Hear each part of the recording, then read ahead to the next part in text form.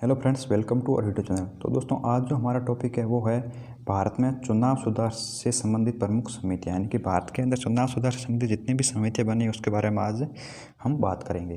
तो सबसे पहले बात करते हैं वो है तारकुंडे समिति, यानी कि तारकुंडे समिति ये 1974 के अंदर बनी थी।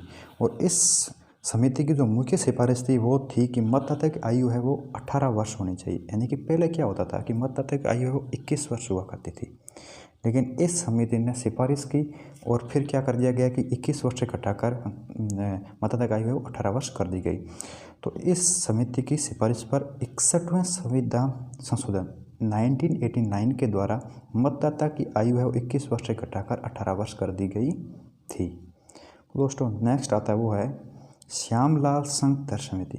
तो श्यामलाल संघदर समिति है ये 1981 के अंदर बनी थी और इसकी मुख्य सिफारिश थी कि मतदाता का परिचय पत्र होना चाहिए। यानी कि जो भी लोग मत डालते हैं उनके पास अपना परिचय पत्र होना जरूरी है, क्योंकि इससे पहले क्या होता था कि जब मतदान होता था उसके अंदर बहुत बड़ी धांधली होती थी और लोग फर्जी वोट डाल देते थे।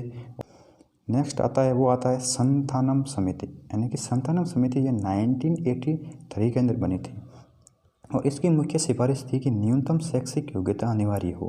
यानी कि जो भी कैंडिडेट खड़े होते हैं चुनाव के अंदर तो उनके पास एक न्यूनतम योग्यता होनी चाहिए, यानी कि वो पढ़े लिखे होने चाहिए, शैक्षिक योग्यता होनी जरूरी है।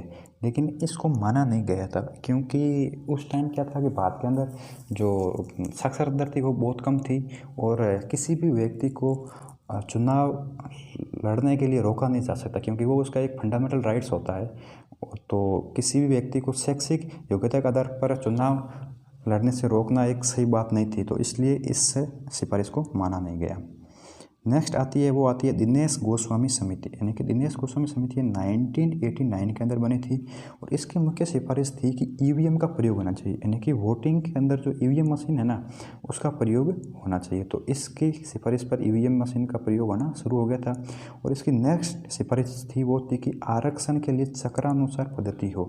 इसका मतलब ये था कि पहले कि अब क्या होता है कि जिस एक क्षेत्र विशेष में देखें तो जिस क्षेत्र के अंदर किसी एक कास्ट ज़्यादा है, ठीक है ना, एक कास्ट ज़्यादा है तो हमेशा क्या होता है कि उसी की सीट आती है पर्टिकुलर, और जिस कास्ट की जनसंख्या कम है तो उसकी सीट आती नहीं है। तो जिसकी कम है उनको चुनाव लड़ने का मौका ही नहीं मिलता।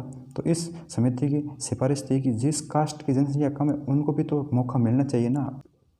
नेक्स्ट है वो है टीएन सेशन समिति। तो टीएन सेशन समिति ये है 1992 के अंदर बनी थी और इसकी मुख्य सिफारिश थी कि एक से अधिक क्षेत्रों से चुनाव लड़ना मना हो, यानी कि कोई भी कैंडिडेट है वो एक से ज़्यादा क्षेत्र से चुनाव नहीं लड़ सकता।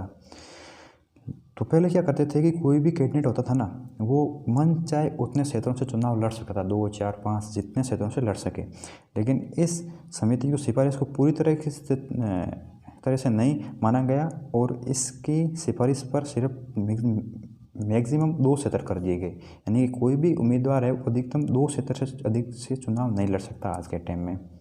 ठीक है दोस्तों, नेक्स्ट है वो थी इंद्रजीत समिति। तो इंद्रजीत समिति ये 1998 के अंदर बनी थी।